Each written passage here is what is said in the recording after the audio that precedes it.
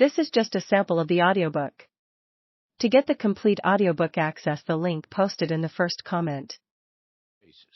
Beads of sweat sting their eyes as the day grows warmer and the air more humid.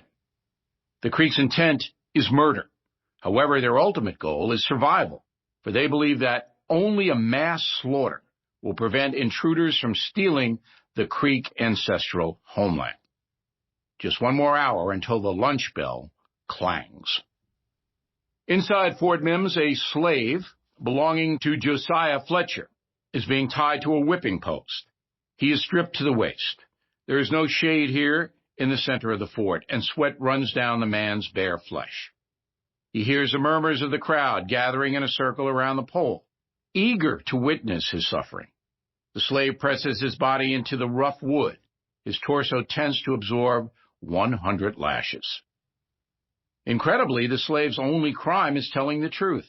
Yesterday, while working outside the walls, he saw some Creek warriors gathering in the forest. But when he raced back inside to sound a warning, the slave was accused of lying and spreading fear. In the eyes of Fort Mims military leadership, this is a crime that must be punished. Few men can survive 100 lashes. The slave is sure he will die on this spot, bound helplessly to this pole.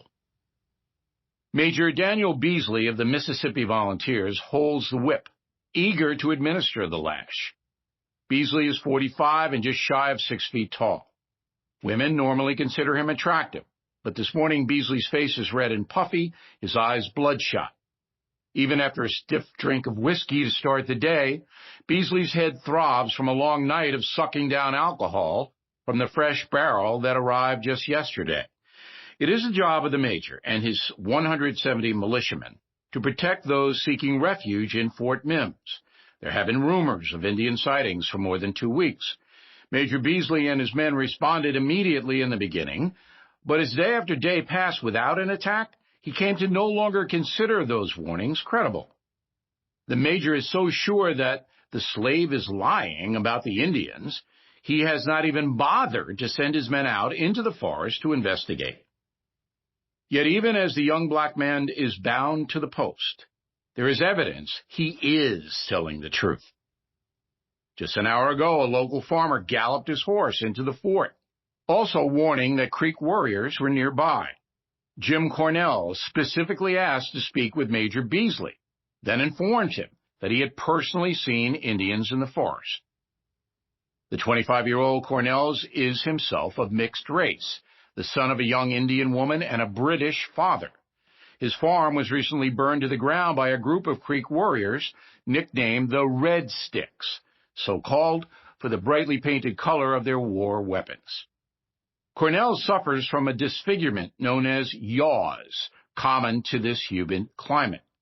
His condition leaves his face covered with lesions and the skin stretched back on his head, making it difficult for him to speak clearly.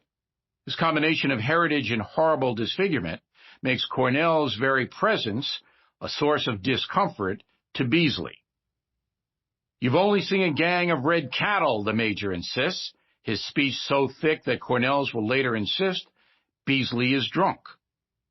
"Those red cattle will give you one hell of a kick before night," Cornell's responds, still astride his horse. And enraged, Beasley orders his men to arrest the farmer. But Cornell's is too fast. He quickly gallops from the fort straight in to the waiting Creek army. Watching from a hiding place in the woods, the Creek leader, William Weatherford, sees Cornell's race away from the fort. Weatherford is in his mid-30s. He is 6'2" and known for his handsome looks, extreme bravery, and dark black eyes. Killing the farmer would spoil the element of surprise, so the warrior leader lets him pass. Yet as the rider goes by, Weatherford notices that no one has bothered to close the east gate to Fort Mims.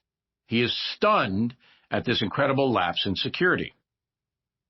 William Weatherford's mother is from a prominent branch of the Creek Nation known as the Wind Clan, while his father was a Scottish plantation owner named Charles Weatherford, who had a reputation for debauchery.